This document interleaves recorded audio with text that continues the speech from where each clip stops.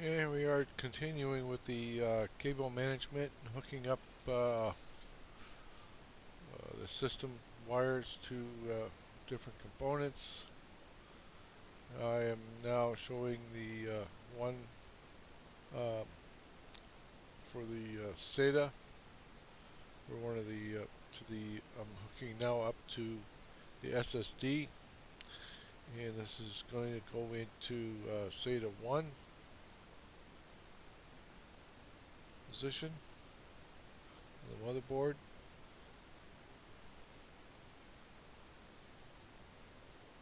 As you can see, hook it up, and then we'll do a check the wire. Okay, it's just flopping around. I'm gonna wire tie it. Check it. Check and see where I can wire tie. Go to the end. Plop it in. Nope. I want to wire tie this. So okay, let's check. Checking, making sure where and what I can do. Where the best spot to start. And there I am with a clip. Wire tie. Wire tie this in. Doing cable management can be a little bit tedious, like I said. Part 3 might become a little boring to some, but uh, seeing how this is done could help you in figuring out where and what. It's just a matter of checking things and getting the wire ties and doing it. Like I said before, there are some things that I believe doing as I go and wire tying as I go, um, especially for this type of build. Typically, SATA ports are almost in the same spot on most motherboards. If you actually put a micro uh, board into this case, putting the wire ties where they are might be a little bit different, but all I'm doing right now is doing it for the motherboard to the case. And even if anything happens, I already know what. And here I am now. I'm attaching the SATA um, hard drive, and typically this is going into the SATA 2 port. On some of the boards, they are listed as 0 and then 1, and on some motherboards, they are listed as 1, 2, 3, 4, 5, 6, and 7, 8. Or like in the case of this motherboard, on some other ones, they are listed as 0, 1, 2, 3, 4, 5. If there are only 6 SATA ports, you just have to check the motherboard manual for what they list them as. And I'm hooking the CD-ROM. This is actually a DVD burner, CD burner, um, ROM drive in this system, and read, write any media that you might want to put into it. Now I'm checking. I'm gonna do some management here. Like I say, I like to do this as I go. This keeps everything nice and clean. Some people say, well, you don't want to do it until you make and check and make sure things are running. Well, basically, in any case, I can pull a plug on something and go, okay, it's this, it's that. Even with the cable management, because if um, a hard drive is giving me a problem, I could always take the plug off the hard drive that I know is giving me a problem and check it that way and just take it off. But and then put another hard drive in, and where the plug sits is where the plug sits. It will plug in that same position. So here I am. I'm checking.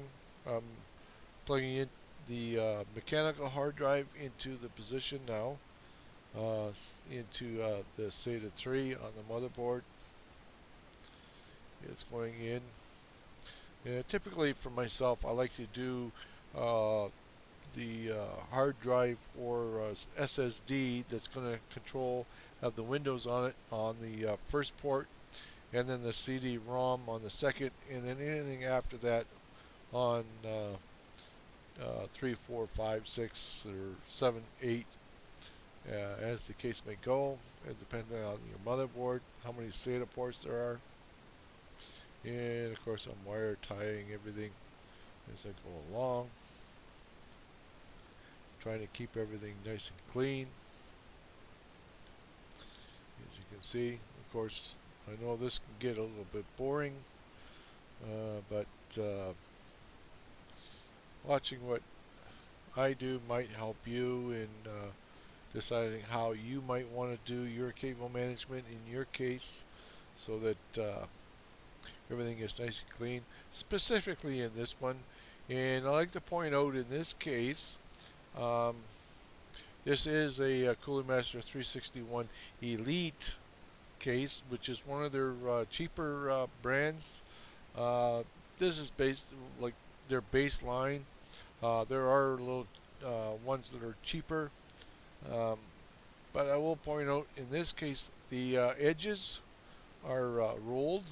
They have rolled edges so that when you're working in this case, you're not going to be cutting yourself on the edges of anything that you're doing. And there are some cases out there where when you're working in the, especially really cheap cases, uh, the edges aren't rolled, and you could end up while you're trying to work on them and end up cutting yourself and end up buying a whole box of band-aids to cover up your cuts. But Coolermaster in their Elite, up to their from their Elite cases to their top of the line, basically they use rolled edges in most of their on all their cases actually. But there is a cheaper brand. They actually call it the thermal uh, uh, master case, and those are the really super cheap that you can pick up for less than almost like $25 or something like that, even in Canadian dollars. So they are super cheap, but these are this case was somewhere around the $50 range, which is basically really cheap considering some of the cases that are out there that are up around the $100 range that are I've seen some Silverstone cases go for over $100 for and you really have to they are really tight spaces that you have to work in, especially if you want a multimedia system that you want to hook up to your TV and run different programs on and do certain things with. And this is a perfectly nice case, especially when you put it on a shelf. You just want to use it for basically going online and running your basically Netflix, and if you put a discrete video card, not too expensive. In this build, I'm going to put the 750 Ti from Pony, PNY. I call it Pony, but it's PNY. Video card doesn't require any extra power. It's an NVIDIA card in here I'm going to use, and that card actually will play basically any modern games. I'm playing Grand Theft Auto 5 um, on this online, and it plays perfectly well. Gives me approximately 60 frames per second, and that's at 1080p. And that's on everything high up. And of course, the card itself has 2 gig of RAM on it that I'm going to be using in this build. Um, when I finish this, I am actually using a 5770, and that actually runs Grand Theft Auto 5 as well, um, at not too decent frame rates. Um, but here I am. I'm now on. I'm gonna hook up the wires to all the from the power supply to give power to the all the drives. And here I'm going to the CD-ROM, and of course I start doing my wire tie on everything. Figuring out okay which way when I want to do it. Okay, I'm going to do it this way, that way. Uh, and basically just trying to get everything all wired up. Yeah. You want to start with the edge, go to the very back of it with your wire tie, and then start working your way down so you get everything all set up. Yeah, there's that special tool I like to use, my clipper. It's very small. You can pick them up fairly cheap, most of these tools. Even at the dollar store, I think they have these tools. Yeah, it's just a matter of being able to clip. If you really want to cheap out, you could probably use nail clippers to clip the wire ties.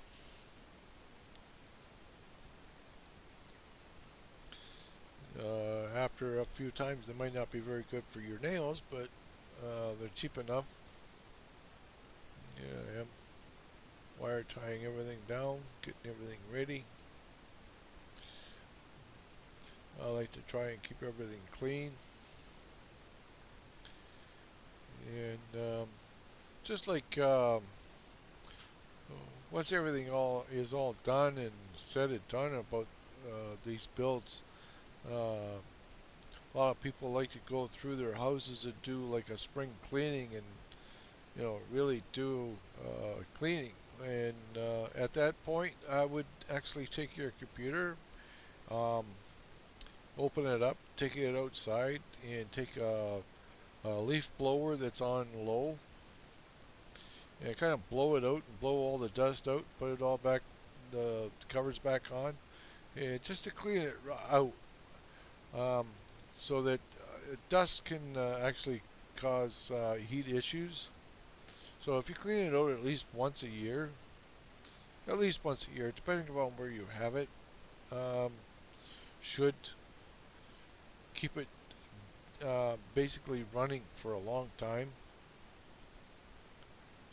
But if you're planning on doing a spring cleaning in your home, I would I would consider that as part of your spring cleaning is taking it out and using a leaf blower. I've seen online on another guy's website, Kerry Halsman, uses a leaf blower and he has no issues. He builds computers. Um, I would definitely do that with a system. And just put it on low, just blow it out, get the dust out so that you can keep everything nice and clean.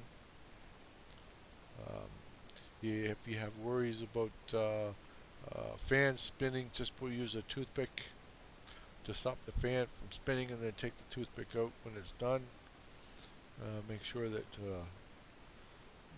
But I would definitely once a year in a spring cleaning at least do some cleaning in your computer so that you can keep it running for a long time.